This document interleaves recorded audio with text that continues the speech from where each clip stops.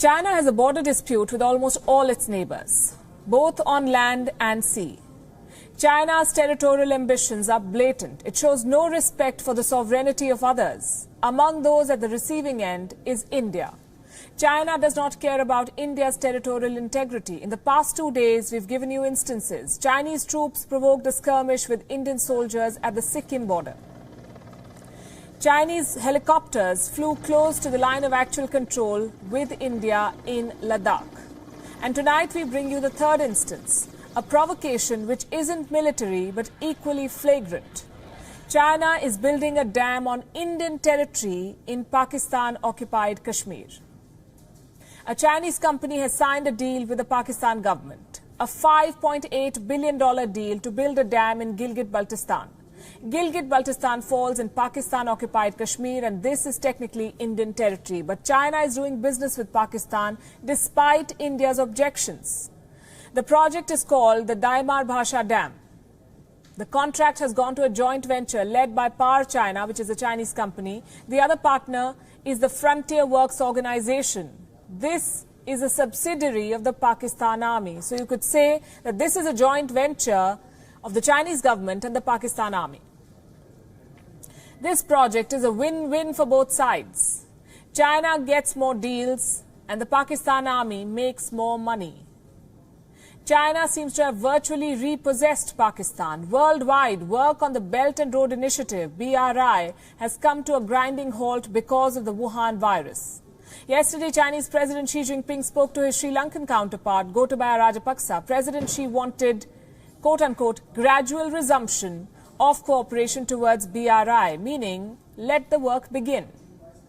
But he doesn't have to make that appeal to Islamabad. He can dictate terms. Pakistani newspaper Dawn reports work on the Daimar Bhasha Dam will begin in a couple of weeks. Which brings us back to India. This dam project is on Indian territory. Since 1949, China has been involved in 23 territorial disputes. Now only 6 remain.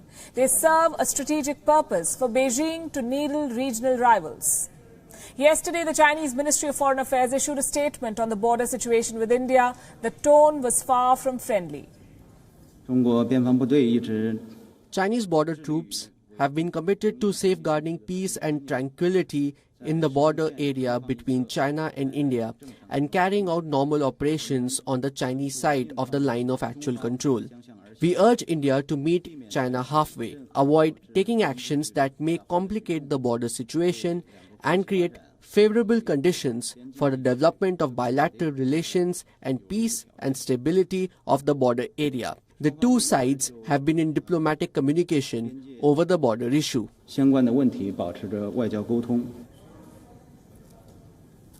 Meet China halfway. Avoid taking actions that might complicate the situation, they say.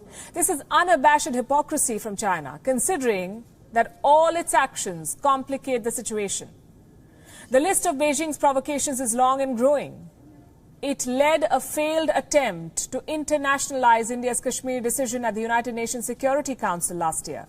Its troops clashed with Indian soldiers in Sikkim, and now it is building a dam on territory that belongs to India. It is time for New Delhi to pay back in kind. And India is not short of options. It can use its own diplomatic levers to send a message to China. For instance, remove Huawei from India's 5G program. There are security concerns. There's good reason. Already curbs have been placed on Chinese investments in Indian companies. The government can do more. India can leverage the situation in Hong Kong, make a statement, back the pro-democracy protesters. All these are options that can be exercised in the coming days and weeks. But there's one thing that India can do right away: support Taiwan.